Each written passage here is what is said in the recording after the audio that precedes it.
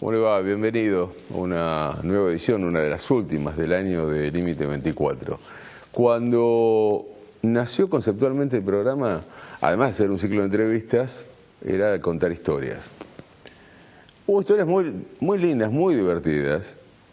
Hubo historias muy reflexivas de gente que ha ido y vuelto de la vida y de lugares de todo el mundo. Hubo otras historias más simpáticas, algunas más conocidas, otras no tantas. A veces el protagonista en sí mismo era su historia. Y por otro lado, a veces lo que desarrollaba, lo que hacía.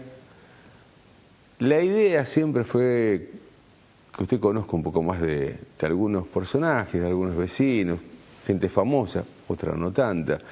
Pero para este mes de diciembre nos pusimos como desafío que usted pudiera conocer en primera persona algunas historias.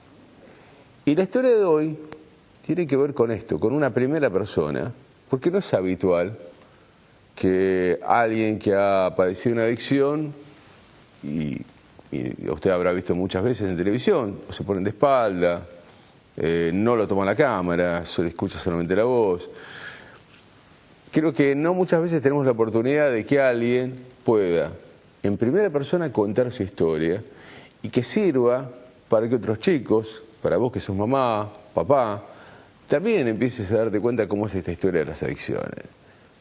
Que no es solamente de acá arriba con Éxtasis o de acá abajo con Paco. Estamos todos ahí en este juego. Es una gran mesa donde todos vamos y venimos y donde nos puede tocar a nosotros, a nuestros hijos, al vecino. Por eso vale la pena presentar esta edición especial hoy de Límite 24 con adicciones, no adicto, adicciones, pero en primera persona. Dale.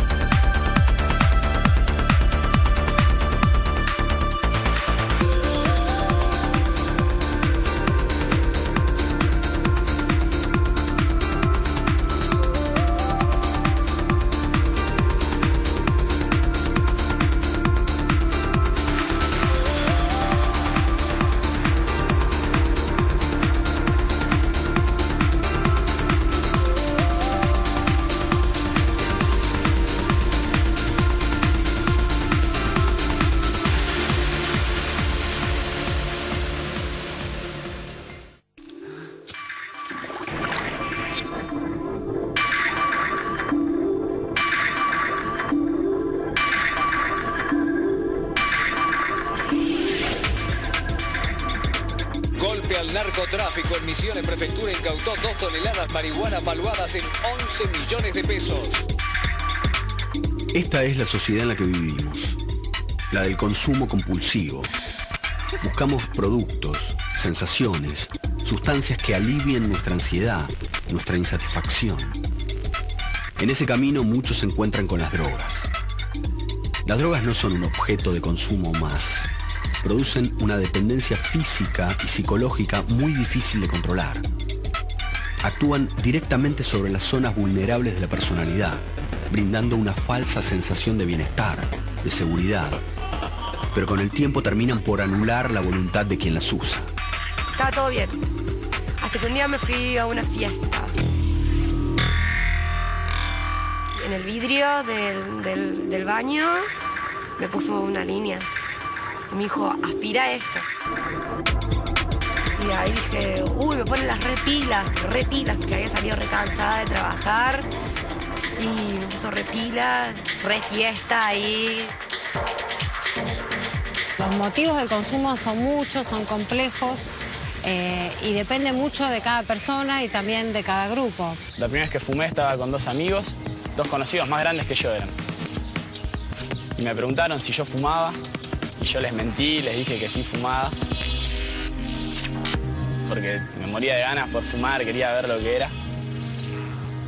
Y me dieron un porro. Me acuerdo que iba con un amigo y él probó antes que yo. Y me dice, tenés que probarlo. Entonces al fin de semana siguiente fui y lo probé. Y me fascinó. Me encantó esa pastilla, esa droga. La persona que consume drogas de manera abusiva es una persona que tiene una determinada serie de problemáticas personales, que se va aislando, que muchas veces queda prisionero de esta idea de yo lo manejo, hasta que llega un punto que ya no lo puede manejar.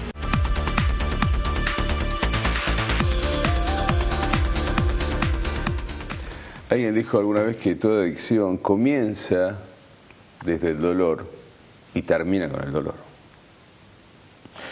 Facundo, ¿cómo estás? Bienvenido. Bienvenido, muchas gracias. ¿Qué edad tienes, Fa? Tengo 21, cumplo ahora en 20 días 21 años. 21 años, che.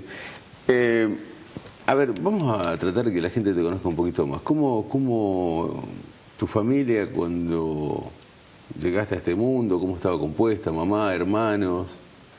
Y bueno, nosotros somos mi mamá, mi padre y 2 hermanos más. Yo tengo un gemelo y un hermano mayor. Che, ¿y cómo fue esa infancia? ¿De dónde sos? Yo soy de Uruguay, Montevideo, Uruguay. ¿Y te criaste allá? Me crié allá. ¿Y cómo fue esa infancia, esa primera infancia? Y bueno, mi infancia fue normal en los primeros tiempos de mi infancia, ¿no? Yo me crié como todo niño, ¿no? Medio rebelde, con sus manías, ¿verdad? Pero bueno, nosotros ya desde chicos nos criaban mis abuelos, porque bueno, mi madre y mi padre, por cuestiones de mantener la familia, nosotros somos una familia muy humilde, también nacimos en un barrio muy humilde de Montevideo. Entonces, por razones obvias, tuvieron que salir a trabajar para poder mantenernos a nosotros, ¿verdad? Entonces, eso dedicaba mucho tiempo de trabajo. Mi mamá es actriz de teatro, ¿no? Y hasta el día de hoy tiene muchos trabajos, o sea, tiene 7, 8 trabajos. ¿Qué le dedica? ¿Y tu viejo qué hacía? Y mi viejo trabaja en una empresa de circuito electrónico, ya hace 40 años. Mi viejo estaba todo el día laburando y bueno, y mi madre también, y a causa de eso nos criaban mis abuelos. Mis abuelos ya personas grandes, ¿verdad? Que ya son fallecidos, ¿no? Entonces nosotros tuvimos una crianza media liberal, porque mis abuelos no podían estar atrás nuestro, hacer el papel de madre o padre, de correr atrás. Acá diríamos, te criaste más en la vereda, en la calle, que dentro de la casa. Exactamente, sí, señor. ¿Y cómo fue el encuentro, digo, porque eras chico? Cuando uno sale a la calle, se puede encontrar con los que van a ser sus amigos, con algún familiar. ¿Cómo era tu vida cotidiana, digo, cuando eras chico todavía, no? Y bueno, mi vida cotidiana de chico, y ya empezó media perturbada, a causa de que, bueno, entre la familia, entre tíos, primos, hermano mayor, son todos adictos a la pasta base, ¿no? Al igual que yo, a medida que fui creciendo, ¿no? Entonces yo ya en mi niñez, yo ya iba viendo en ese todas momento esas ya historias. Estaba la pasta base. Sí, sí. En el año 2000 llegó a Uruguay.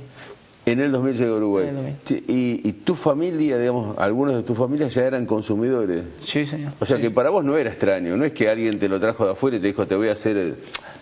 Para mí no era extraño porque era una realidad que se vivía dentro del núcleo familiar. Y dentro del barrio. Y dentro del barrio a montones. Es un barrio que hay mucha adicción, mucha delincuencia. Bueno, lo que hoy pasa en muchos lugares de la Argentina, digo. Antes uno se sorprendía, ¿por qué? Porque, y a ver si coincidimos con esto, el cambio fundamental tuvo que ver también con la cuestión económica, digo, comprar cocaína o éxtasis no era para todos los bolsillos, me parece que la pasta base apuntó ahí, ¿no? Exactamente, claro, porque es muy económico y es algo accesible para aquel que no tiene dinero. Entonces es lo más barato y lo que va a recurrir. Después vamos a volver con el tema ese, pero quiero seguir un poquito con tu familia. Bueno, ¿y con quién te empezaste a juntar? ¿Primos, hermanos? No, y bueno, yo de chico me juntaba con la gente de la cuadra, ¿verdad? Pero más bien me juntaba con amigos más grandes, o sea, que tenían la edad de mi hermano mayor. Mi hermano mayor me lleva 5 años. Entonces yo ya me juntaba de chico con ellos. Y al ser el más chico, yo y mi hermano gemelo nos juntábamos con ellos. Al ser los más chicos siempre éramos los conejitos de India, por decir de alguna manera. Al ellos ser más grandes nos mandaban a hacer las cosas a nosotros y siempre... ¿Te acuerdas de la primera cosita que hiciste? La primera maldad. Y aún, si me acuerdo, una vecina del barrio, que era las vecinas que todos conocemos, que siempre está atrás de la ventana mirando y observando. Y nosotros le teníamos un cierto rencor a esa vecina porque siempre buscaba mirar a ver algo que hacíamos mal para ir a decirle a mis abuelos o a nuestros padres. Entonces, nosotros cargamos una bolsa llena de excremento, ¿no? Y de orina, y le metimos de todo para adentro y se la tiramos por la ventana para la casa. Y así, de ese tipo de cosas, un montón de chicos, así, diabluras de chicos. Bueno, eras bravo, Sí, pero sí. digo, todavía estabas dentro de lo que podía ser una travesura pesada, digo, ¿no? Que te tira una bolsa de excremento. Pero esto, digo, hoy con una mirada ya de tipo un poco más grande, si vos mirás a ese chico, ¿tenía que ver, vos eras así o el hecho de que, bueno, los amigos, el tipo más grande, el que te empujaba, el que te llevaba, ¿qué crees que pasó ahí? Y yo hoy llego a esta conclusión de que no era que yo era así, porque a mí no me habían criado así, sino que toda esa rebeldía que yo expresaba de mí era ese dolor que yo llevaba adentro de todo lo que veía y no podía hablarlo. Entonces lo expresaba haciendo algún daño. Che, ¿cómo fue tu primer momento con alguna droga? ¿Qué fue lo primero que consumiste? Bueno, lo primero que consumí fue alcohol, a los 11. A los 11 A años. los 11 años. Ajá. ¿Y cómo tenés alcohol a los 11 años? Y bueno, yo empecé a ir a bailar a la edad de los 11 años, ¿verdad? Y bueno, y todo fue causa de, obviamente, la disposición de uno. Yo quería probar, mi hermano mayor fue quien acudió a eso, ¿no? Y quien me llevó al baile también, ¿no? Y bueno, yo como veía a las personas más grandes, ¿no? Los amigos que yo me juntaba, que tomaban alcohol, que fumaban marihuana, etcétera. Entonces uno, para ir adaptándose o querer ser aceptado al vínculo. Lo que nos pasa a cualquier chico, digo, cuando uno tiene 11 años, 12 años también, ve a los más grandes, quiere ser como el más grande, quiere ser como el adulto. Lo raro acá es que tu hermano de alguna manera incentivaba esto, o sea, no te ponía límite, no era el hermano mayor que te decía, no, che, pará, tenés 11 años, no puedes estar... Claro, mi hermano mayor hacia ciertas drogas en algún momento me puso límites, pero bueno, él estaba tan mal, por decir una manera, ya estaba metido en el círculo de las adicciones que para él alcohol o marihuana no era algo peligroso o algo de qué protegerme a mí, que era el hermano menor. Yo voy saltando, ¿Sí? Yo sé que te voy a volver loco, pero hay como cierta fantasía de la gente que no conoce un poco más del tema y que dice, bueno, a ver, el alcohol no pasa nada. Acá hay mucho consumo de alcohol en Argentina, hay mucho consumo de alcohol en Buenos Aires y hay como una cultura del consumo de alcohol, ¿no? La previa, o sea, nos ponemos en pedo antes para después ya llegar mejor, es genial. Y después está también la fantasía que, bueno, che, la marihuana no pasa nada, es nada, ¿cómo es? Y bueno, yo a los 13 años inicié, 12, 13, inicié mi etapa de consumo de marihuana. Y claro, y todo también por esa fantasía. Pero más allá, para olvidar un poco esos dolores que trae uno de la niñez, ¿no? A medida que se va criando, trae varios dolores. Y uno piensa que con la marihuana va a poder tapar el dolor, va a poder estar en otra realidad. ¿Cuál es la diferencia que encontraste con el alcohol? Y yo cuando tomaba alcohol yo me sentía otra persona. Y yo sentía que salía de mi mundo, de mi sufrimiento, que escapaba. Entonces en ese momento yo me podía expresar rebelde, así como era, pero podía expresar todo lo que sentía. Como yo no hablaba los dolores, entonces lo expresaba en todo eso y eso yo sentía que me hacía bien, porque era una forma de liberarme. Me estaba engañando a mí mismo, obvio.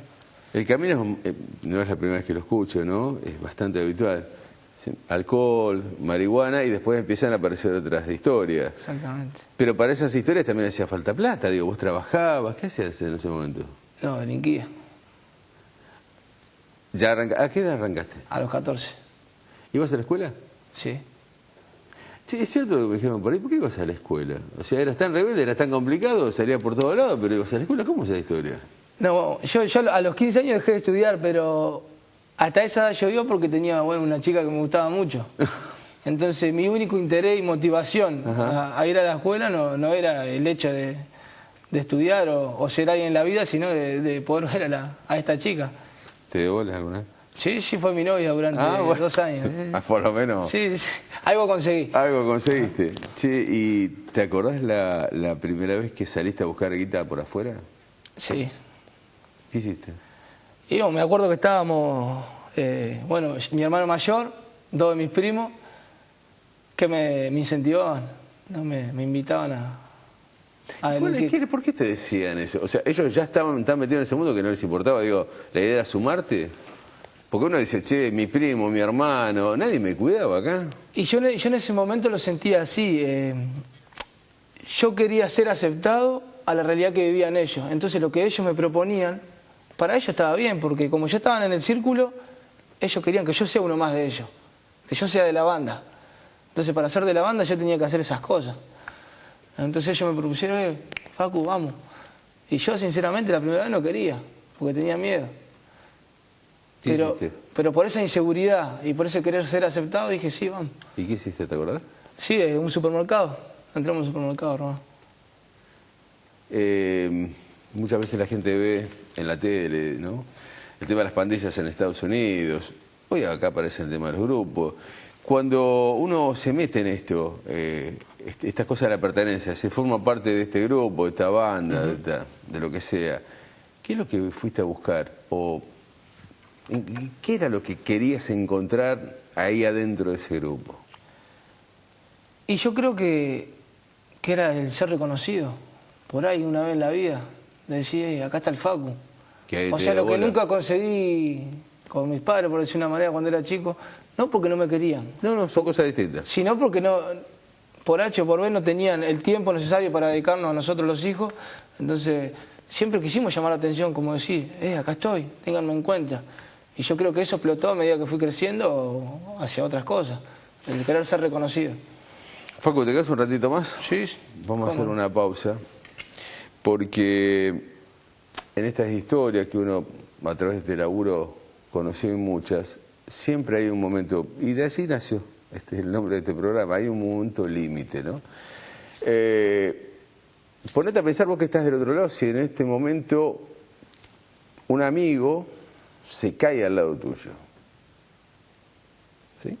Y no sabes si se está muriendo o no. Pensá eso, que después del corte te contamos qué pasa.